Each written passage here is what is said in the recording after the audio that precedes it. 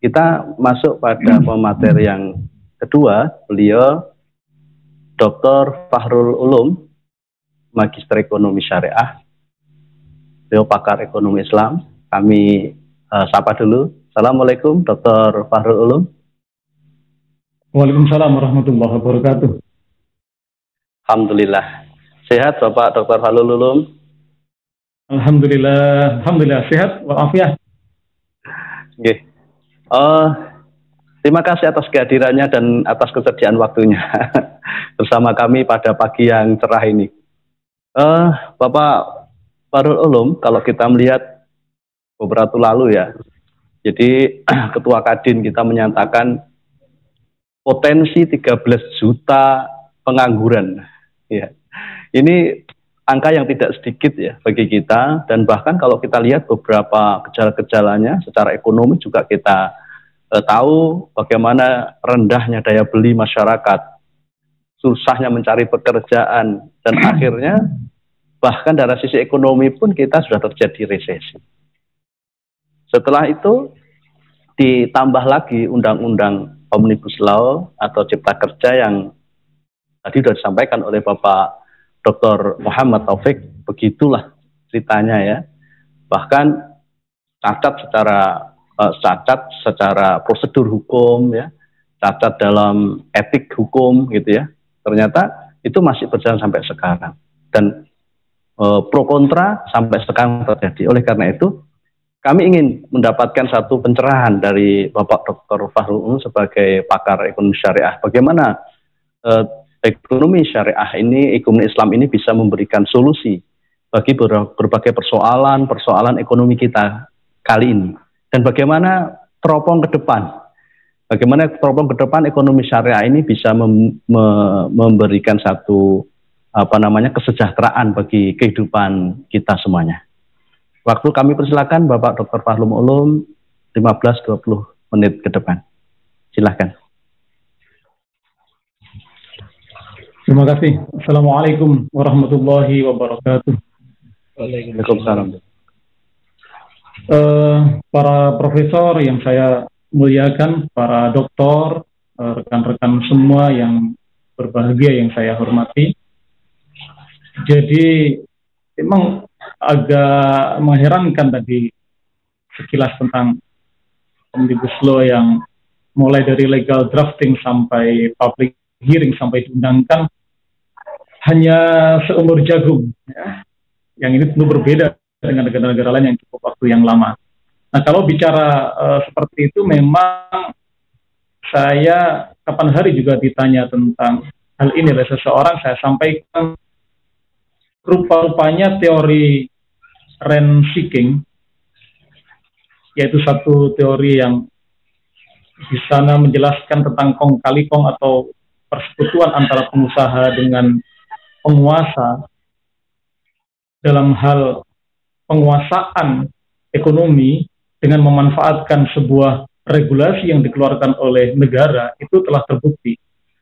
Jadi teori rent seeking ini dulu dicetuskan pertama kali oleh Gordon Tullock pada tahun 67, yang kemudian dipopulerkan oleh Andy Kruger tahun 73, dan itu berkembang pesat di Amerika.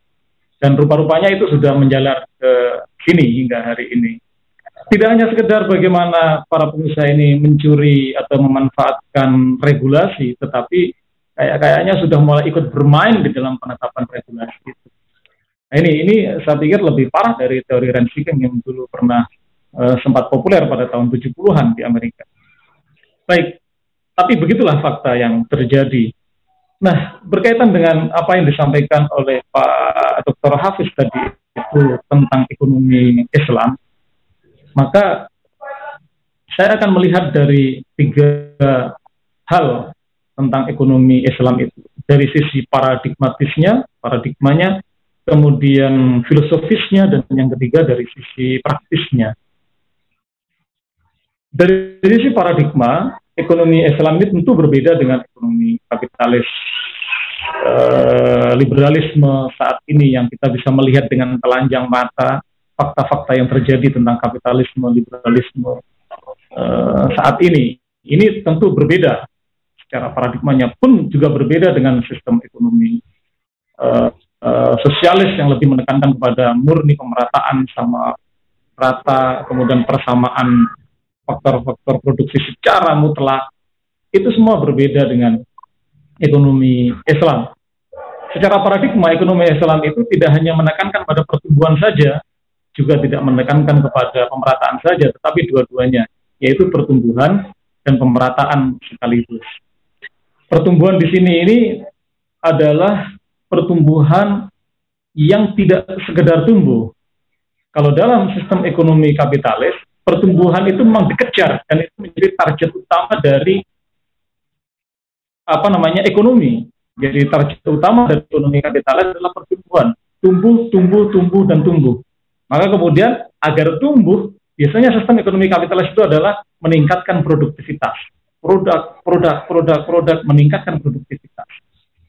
Dan yang dimaksud dengan pertumbuhan ini tidak hanya sektor real saja, tetapi juga ada sektor non real. Oleh karena itu pertumbuhan dalam sistem ekonomi kapitalis yang kita lihat pada hari ini itu sebenarnya adalah pertumbuhan yang bubble. Kelihatannya tumbuh besar, tetapi di dalamnya kosong, karena di dalamnya ada sektor real yang hanya sekian persen, dan yang lebih banyak persentasenya adalah sektor non-real. Maka biasanya dalam sistem ekonomi kapitalis yang mengandalkan pada pertumbuhan seperti ini adalah pertumbuhan yang semu. Nah, di dalam pertumbuhan yang semu ini, biasanya yang terjadi nanti adalah krisis. Dan krisisnya ini bersifat siklus atau siklik sifat per 20 tahun sekali. Ini adalah pertumbuhan yang dikejar oleh sistem ekonomi kapitalis. Dengan apa? Dengan memanfaatkan sumber daya yang ada. Apakah itu sumber daya alam? Apakah itu sumber daya teknologi? Apakah itu sumber daya modal? Nah, nanti kalau kita bicara modal ini bicara masalah lagi. Atau kemudian sumber daya tenaga, yang bagaimana tenaga kerja ini diupayakan bisa menghasilkan pertumbuhan yang tinggi dengan menekan imbalan yang diberikan kepada mereka. Nah, sistem ekonomi Islam secara paradigmatik itu tidak hanya mengejar pertumbuhan. Pertumbuhan itu sebagai sesuatu yang alami. Kalau memang manusia ini bertambah, kemudian kebutuhan bertambah, kemudian kreativitas manusia itu bertambah, secara otomatis dengan sendirinya ekonomi itu akan tumbuh. Tetapi dalam ekonomi Islam yang dikejar dalam pertumbuhan ini hanya sektor real saja. Sektor non real tidak dimasukkan. Sehingga pertumbuhan dalam ekonomi Islam itu adalah pertumbuhan yang benar-benar nyata, tidak bubble dan juga tidak siklik. Demikian. Yang kedua, yang ingin saya sampaikan adalah pertama dari sudut pandang filosofis. Sistem ekonomi Islam itu lebih mengedepankan yaitu memanusiakan manusia. Apakah dia berposisi sebagai pekerja, apakah dia berposisi sebagai pemilik modal, apakah dia berposisi sebagai perantara di antara keduanya, maka posisi-posisi itu ditempatkan dalam posisi yang adil, yaitu memanusiakan manusia. Tidak ada eksploitasi satu dengan yang lain. Oleh karena itu, di dalam ekonomi Islam itu penekanannya biasanya kepada syirkah. Gitu. Tidak eksploitatif, tetapi syirkah. Nah, dari syirkah itulah ada syirkah abadan, ada syirkah inan, ada syirkah wujuh, ada syirkah muqawadah, dan lain-lain, yang itu semua sebenarnya adalah memanusiakan manusia. Nah, para profesor, para doktor, para hadirin semua yang berbahagia, ketika secara paradigma dan secara filosofis itu ekonomi Islam bisa diterapkan, maka yang di sana yang terjadi adalah pertumbuhan pertumbuhan yang sempurna, pertumbuhan yang ideal, pertumbuhan yang alami, yang semua orang itu diharapkan bisa masuk pasar. Dia bisa masuk pasar atau dia bisa bersaing di pasar. Tetapi jika ada orang yang dia tidak bisa masuk pasar karena keterbatasan tertentu, mungkin IQ tertentu, mungkin fisik tertentu, mungkin sudah rentan dan sebagainya, maka ekonomi Islam mempunyai solusi, yaitu mekanisme non-pasar untuk mensejahterakan masyarakatnya. Oleh karena itu, di dalam Islam ada pensyariahan tentang wakaf, zakat, waris, hibah, sedekah, dan sebagainya. Itu untuk mengimbangi mereka-mereka yang tidak bisa masuk pasar. Nah, jadi, di di dalam Islam itu ada dua mekanisme untuk menciptakan kemakmuran dan mencukupi kebutuhan dasar dari masyarakat, yaitu sektor pasar dan sektor non-pasar. Nah, disitulah kemudian peran negara itu sebenarnya bermain. Ya. Peran negara itu sangat penting.